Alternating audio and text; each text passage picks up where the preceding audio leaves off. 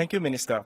We will now start our question and answer session with Minister Wong, moderated by Dr. Shashi Jayakumar. To our online audience, please submit your questions via the Zoom Q&A panel that appears at the bottom of your screen. Dr. Jayakumar, over to you. Thank you very much, Mike. Thank you, Minister. You gave, Minister, a very important, if I may say so personally, a moving statement, a restatement of what it really means to be Singaporean. That's the big picture. We understand that. There are already questions coming in, and I think this is a testament to the large number of people who tuned in, who've already started submitting the questions, and we're grateful to all of you for joining in. If I could start with some of the big picture questions, if you permit, and then we'll later go into shortly the Zoom questions. I understand the aspirational aspects, the striving, the points that government has reiterated time after time in the promotion of multiracial harmony. At the same time, I would share with you personally, I'm still a little bit concerned because I understand the aspirations, what we've been trying to do, but viewing the social media discussion concerning recent incidents, I start to wonder. You've mentioned certain cases, the interracial couple being abused by a Singaporean Chinese individual. And if you recall, Minister Shanmugam has said in the aftermath of that incident, he's not so sure anymore that Singapore is, and I quote, moving in the right direction. At the same time, as you yourself have said, government officials have, over the years, shown that we made tremendous progress on this issue of progress on race. So which is it, in your view? Are we, in fact, moving in the right direction? Well, thanks, Sashi, for this question. I think let's look at it in the broader context. If you ask, are we better today than we were, say, 20, 30 years ago, or even when Singapore first became an independent nation? I think the answer is clearly yes. Just ask anyone who has experienced firsthand the period of racial and communal strife in Singapore. My parents are of that generation. They are in their 80s, and they will tell you, anyone in that generation will tell you, we have come a long way. Please cherish what we have today and never, never, ever allow those times of racial strife to come back. But does it mean that we are perfect now? Obviously not. Does racism still exist in Singapore? Yes, they do. And indeed, the recent spate of incidents are a concern. We should rightfully be very concerned about this, because we cannot assume that progress will always move in one direction. There is always a risk that we will regress and we will move backwards. And so we really all have to do our part, double down, work even harder at addressing racial issues when they arise, evaluating our own behaviors, re-examining and reviewing policies, and as I said, constantly work together to create a more perfect multiracial society, because this continues to be work in progress. Right. Thank you very much, Minister. That helps to clarify. If I may, pardon the pun, zoom down a little bit more into actual specific issues. The Lianhe Cao Bao, the Cao Bao editorial, which has occasioned quite a lot of comment, comment from the ground, comment from academics as well, as you know. The suggestion, and I don't mean to oversimplify what the editorial, which was nuanced, actually was saying, but the suggestion is that what's been happening recently is partly brought on by the stresses of COVID, partly brought on by social media, and partly brought on by thoughts and concepts from the West, including critical race theory. Is this a simplification of what's going on? Would you or would you not agree? Well, Sashi, I read the Cao Bao editorial carefully. They clearly made their stand explicitly that they rejected racism and they found these racist incidents unacceptable. There was no doubt about that. They offered some explanations about why these incidents could have happened. I don't think that they intended for these explanations to be comprehensive, or that these explanations would obviate the need for us to do more. Certainly not. So clearly, all of us want to dive deeper, to do more, to understand better the reasons behind racism in Singapore and address it at its root. And so we must all work together step by step. It requires us to look at things carefully, based on our context, our circumstances, our realities, understand what the issues are, and then see what are the things, what areas can be improved. It could be policy, it could be behaviors, it could be institutions, but whatever they are, look at constantly improving and getting better. I think that must be the imperative, and that is the, I'm sure that was the objective and intention of the Cao Pao editorial. I understand. If you permit me, zoom Sure. down to a separate question, Sure. even more Yeah. pinpoint. And I'll just ask the question. Why can't an individual from a minority race be PM? Doesn't this run against the grain of meritocracy as we understand it? Well, anyone in Singapore who wants to be Prime Minister will have to connect with voters, mobilize Singaporeans, and obviously lead the party to win elections. This applies to anyone, regardless of race. Now, the IPS surveys do show that a significant proportion of Singaporeans are more comfortable with a Prime Minister of their own race. This cuts across Singaporeans across different ethnic groups. This is what the survey indicates. I wish it were not so, but the survey results are as they are. So a minority who wants to be Prime Minister should be aware of these attitudes. It doesn't mean that he, or for that matter she, can't be a Prime Minister, but these are the realities on the ground. I should also say it doesn't mean that we should just accept these attitudes as they are and say, fine, this so be it. We shouldn't accept these attitudes. We should instead work very hard to change them. And I certainly would look forward to the day when Singapore has a minority Prime Minister. I would welcome that. I think many of us would look forward to the day. So another, if you don't mind, a pinpoint question. Maybe you could share your views, in particular given your previous portfolio. Could you share your views on HDB's ethnic integration policy? In some cases, and I'm sure you're familiar with commentary recently, some cases where a minority race member might want to sell his or her flat, but where the quota for the majority race has been reached in that block or that neighborhood. This might face difficulties, the individual in question. This disadvantages minorities. That's the perception, may well be the reality. Would you mind sharing your thinking on this? Well, I certainly will be happy to say more. I spent quite a bit of time looking at this when I was in MND. First of all, what does our ethnic integration policy, or EIP, seeks to do? We apply it consistently to all ethnic groups, and we try very hard to achieve a balanced mix of ethnic groups in our housing estates. It's not just about the numbers, but the fact that by doing so, over the years, we have achieved a social mixing and integration in our housing estates, where people of all races can interact with one another more freely. And importantly, our children grow up together, they play together, they attend the same schools in the neighborhood together. That helps to build that sense of attachment, belonging, and identity as Singaporeans.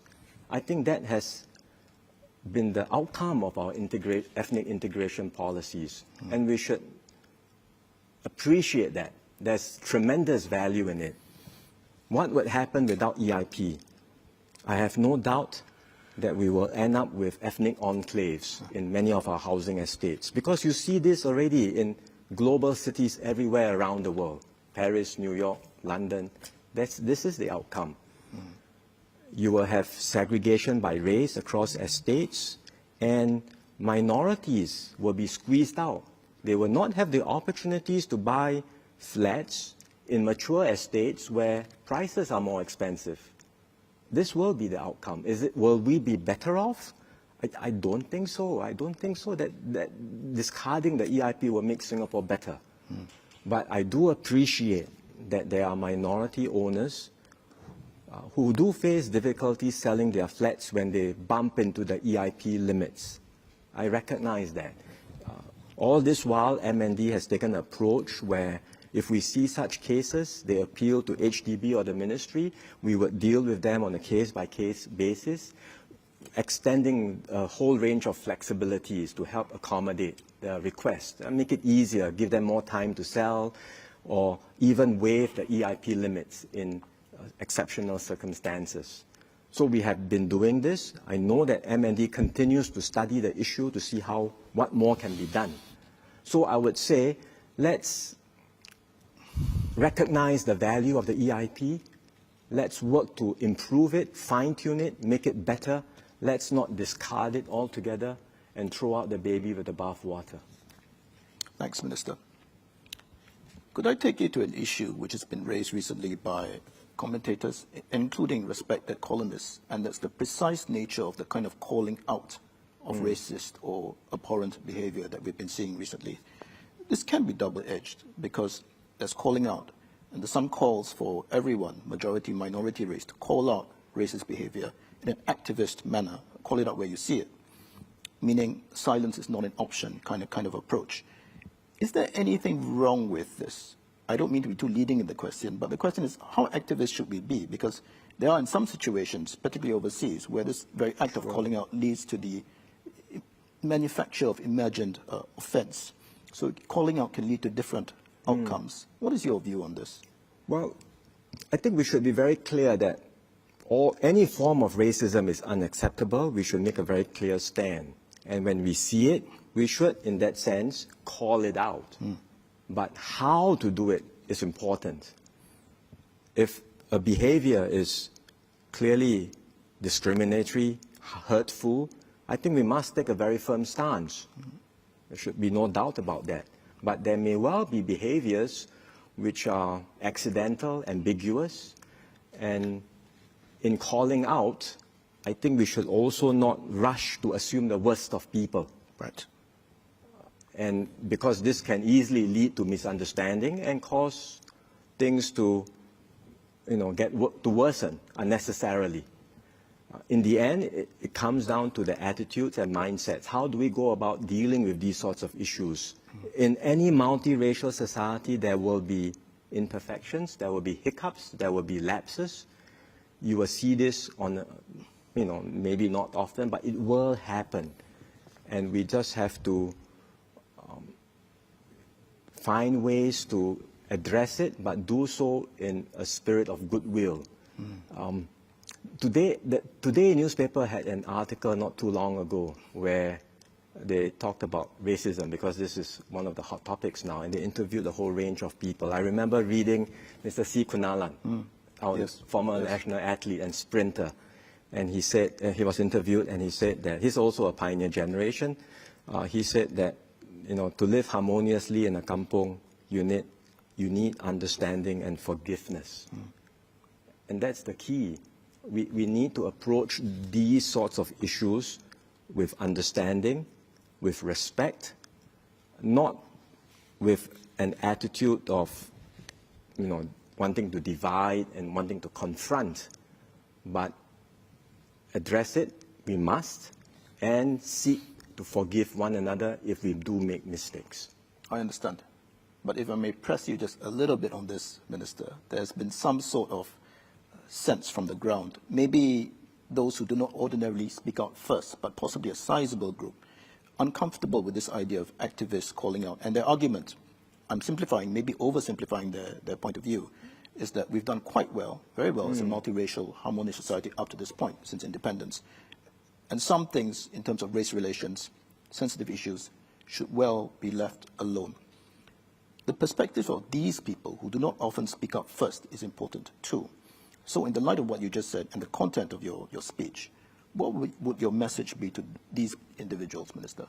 Well, I would say I respect their views, and I think it's born out of the experiences that they have, which is perhaps reflecting of a group of Singaporeans, perhaps the older ones, who have gone through more difficult times. They understand that race can be a very sensitive matter, and if you don't deal with race issues carefully, they can be inflamed, and things can easily spiral into negativity, racial tensions, or worse, violence. So I think we should respect these views and heed their caution.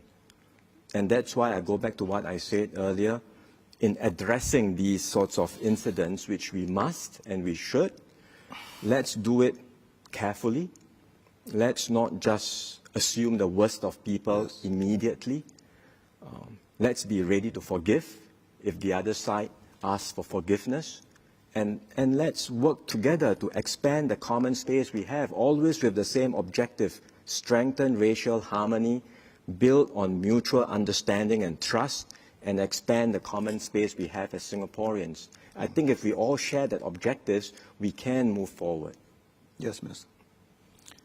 If you permit, we will turn to the Zoom Sure. questions now. There's been a tremendous amount of interest, and I must apologize to the online audience. We will likely be unable to take all your questions, but I think we should take them. One of the issues has to do with schools, and there's been some recent reporting and individuals sharing first-person accounts of alleged racial incidents, racist behavior, including racist behavior by teachers. And if true, if verified, I think these are quite shocking. It seems a lot from the reports, if they are to be believed, that quite often these issues are not resolved. So, first question, how do we deal with issue of teachers who may or may not be overtly racist? They may kind of make insinuations and comments about race, religion in a negative or pejorative way. And secondly, I think it's important, is there a better channel for people to report these sorts of cases?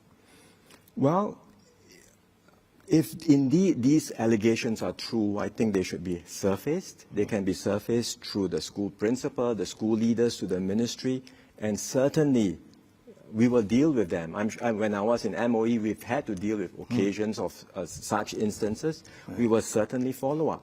And it goes back to what I said earlier. Let's look at the instance of what the particular behavior.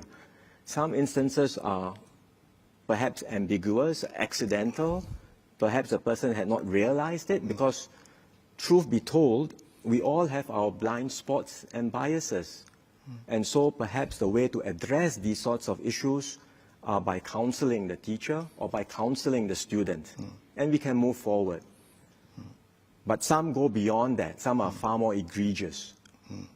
For whatever reasons, the person may have intention to discriminate, and they may hold these views personally, never sort of not so clearly spelled out or not so obvious to people before, but then it shows up one time in the classroom or in the school environment. And if we see this and we know that this is happening, then obviously we have to take a firm stance against that individual, whoever that person is. Yeah.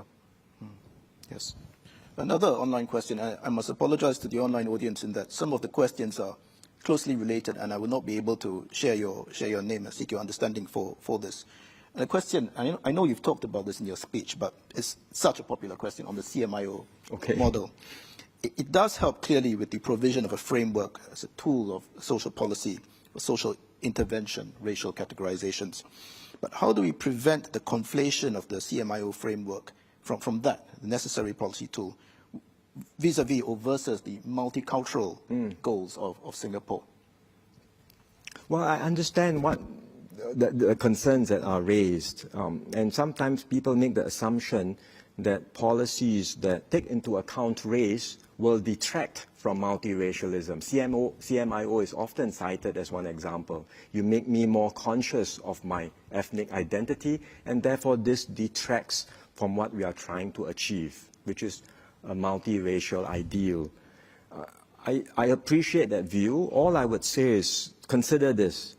If we were to discard CMIO, does it mean that people will start forgetting about their ethnic identities or paying less attention to their ethnic identities? Will that happen? If we were to ignore racial differences, does that mean that the differences do not exist? It's not so clear to me. In fact, I would say our policies that take into account race, whether it's CMIO, whether it's ethnic integration policies, have helped to strengthen our racial harmony. In some ways, in many ways, they have helped to make us less race conscious. For example, the fact that in our housing estates, we can grow up together and interact with one another quite freely, including in our schools. So we have to take this into consideration. But having said all that, as I mentioned in my speech, Our policies are not set in stone, and we continue to review them. Even for CMIO, we made some changes a few years back, Yes. where we made it less rigid and we introduced double-barrel race classifications.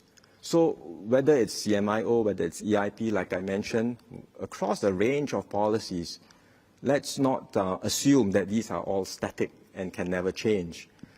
We look at each one of them carefully, understand why they exist, consider whether they are still achieving the objectives, consider the downsides, if any, how to minimize and mitigate these downsides, and see how these policies can be improved over time.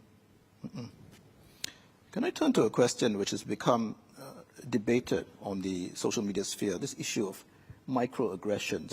And of course, microaggressions can be experienced or indeed suffered by any race, majority, minority, but the question pertains to the denial of rent to Indians on the grounds of smell. It's a bit of a direct question, but I'm going to take the liberty to rephrase this somewhat or refine it, because microaggressions can be felt by, in any context, almost any circumstance. And people are beginning to talk about it. I recall Minister Ong Ye Kung talking about it in a Facebook post some time ago.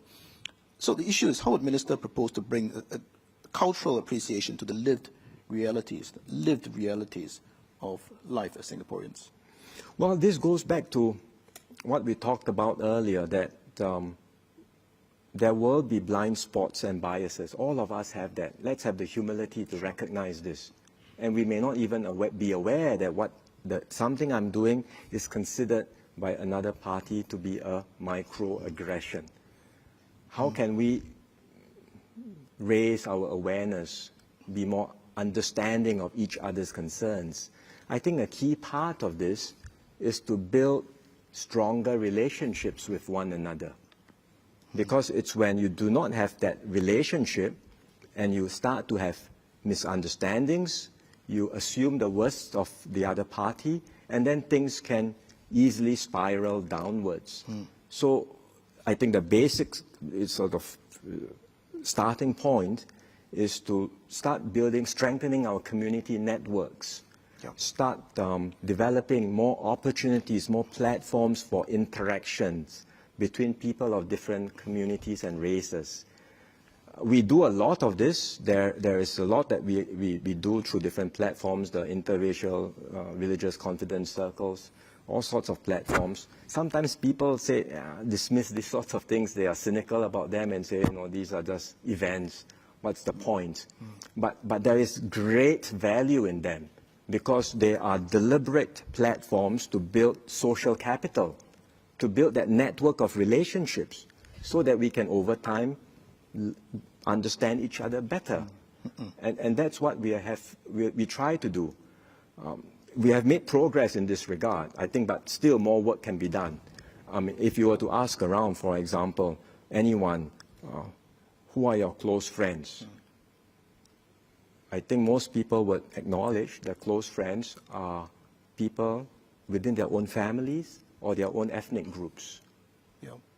And so there's still work that we can do to broaden our circles, to reach other communities, and by strengthening these networks, we can potentially learn more, understand each other, and address these sorts of issues. I understand. I guess my question, and I think it's useful for you to mention IRCCs, which is just one of a plethora of initiatives, and there are grassroots initiatives on the ground itself, and there's good work done by other organizations, the IRO, for example, interreligious. My question is on that. You have got the hard edge of the law, and sometimes the law and accountability, taking certain individuals to account, will be necessary. Accountability, process, and consequences. But can or should the law be enough?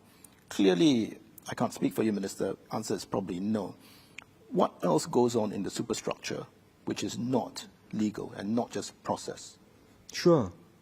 Well, the whole sort of network of relationships that I talked about earlier are a big part of it. The law is important, certainly, but law is not sufficient to address many issues and to change mindsets and to change attitudes. That takes time, that takes hard work, that takes effort, it takes communication, engagement, relationships.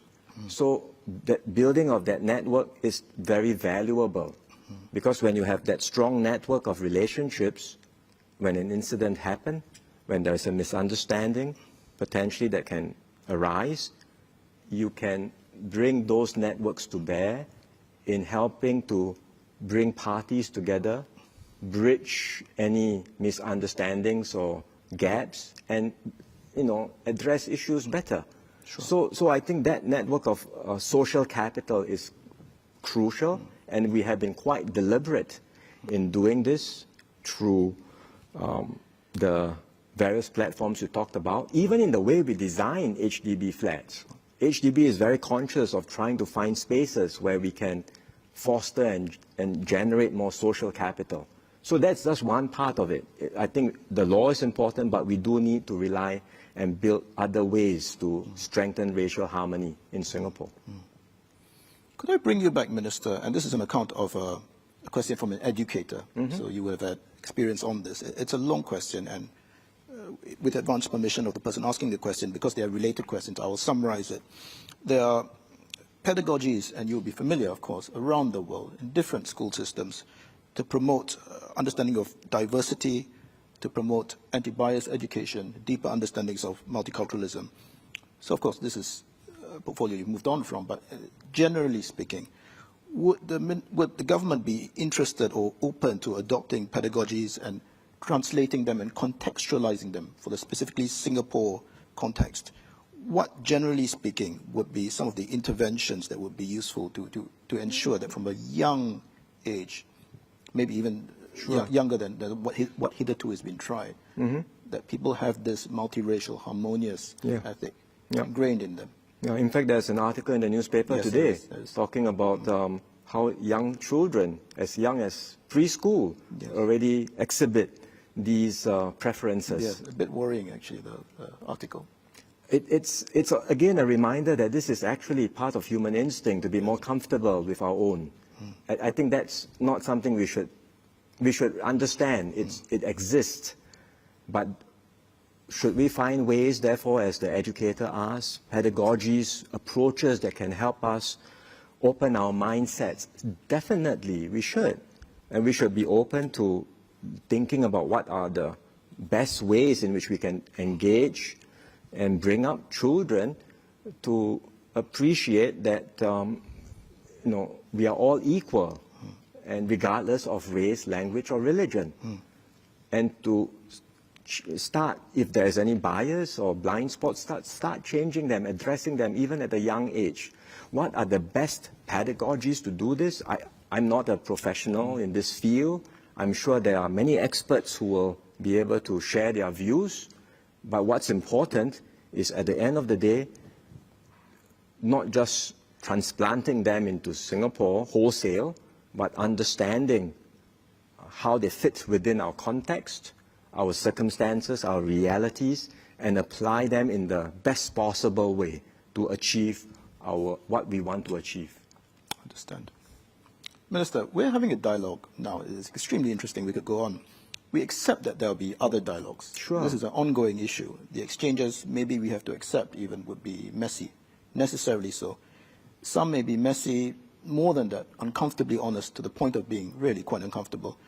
Within this, how could and should we move forward? How could and should we be doing better as Singaporeans?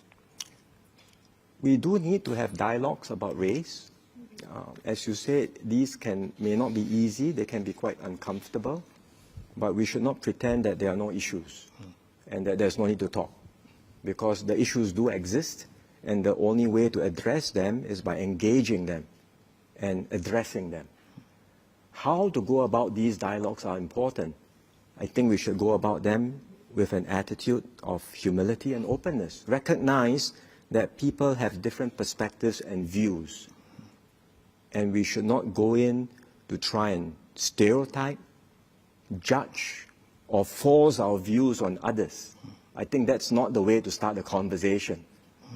So if we start a conversation with humility, with respect, with openness, seeking to find common ground and expanding on that common ground, I think we will be able to move forward. And it sounds very difficult, but it's possible to do. Think about how we do interfaith dialogues. Interfaith, I mean, people with different tenets of faith, but yet can come together, not forcing my beliefs on you, but again seeking to understand, to find common ground, and to share and to build relationships. And I think if we take that same attitude when we have conversations on race, with empathy, with humility, with maturity and goodwill towards one another, we can make progress.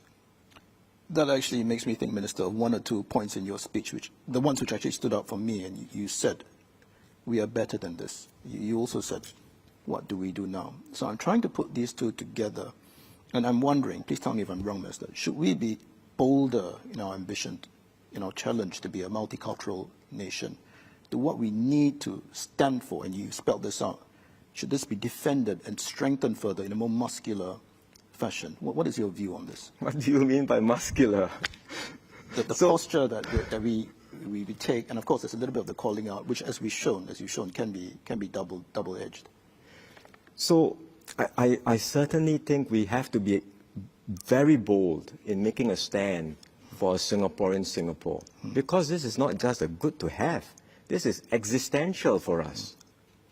Without a multiracial society and nation, we will have no means to hold Singapore together, to survive, let alone prosper. So we must have the courage and conviction to move forward as much as we can. But if muscular means being aggressive, being confrontational, pushing or, seeking more radical approaches, thinking that the way we go about doing things, which is through mutual understanding, compromise, is passé. Yes. And that now there are new ways of doing it that are more radical, extreme, and we might achieve more using these means. I think if that's muscular, I think we would be moving in the wrong direction. I see. What about, Minister, the issue of civic activism, the youth, the grassroots? They're getting more involved. You've mentioned interfaith dialogue. They're young people, and I think this is heartening, getting together, discussing very frankly. That's more the religion side, beginning to happen for the race too. If not managed properly, I suppose this could lead to further cracks opening up, fissures, if people want to be mischievous. There's no sign of that yet. But what do you think of the general development of this unstructured, not government-led discussion on this issue? And indeed, in future Singapore, should the response to racism be increasingly led by these groups? I would say all of us have a part to play, right? Civic groups, youth groups, ground-up efforts. Because this is such an important matter that all of us have a major responsibility and a major stake in it. So by all means, for the groups that wish to find platforms to talk about this, I would encourage them to do so. The government is committed to finding more platforms, more safe spaces where we can have these constructive dialogues and engagements. And we'll be very open to hearing from people what they think their views are on how we can create more of such safe spaces, be it online or offline, face-to-face. Some of it can be done in closed doors. Some of it can be done in an open dialogue like this. But the key, whichever format, let's do it properly. Let's do it to ensure the engagement and the dialogue moves us forward, that it edifies, it builds up, and does not tear down. Thank you very much, Minister, for sharing, and not just sharing so frankly on this sensitive and emotive set of issues. I'm sure, judging by the many questions, many of which we could not answer, many would like us to go on, and I suppose discussion will go on various platforms, online media, columnists will write as well, and there'll be further academic discussions. There's an academic panel to follow as well, but unfortunately, for the timing for today, we've come to the end of the time that we have. Thank you again, Minister, for joining us and sharing so frankly.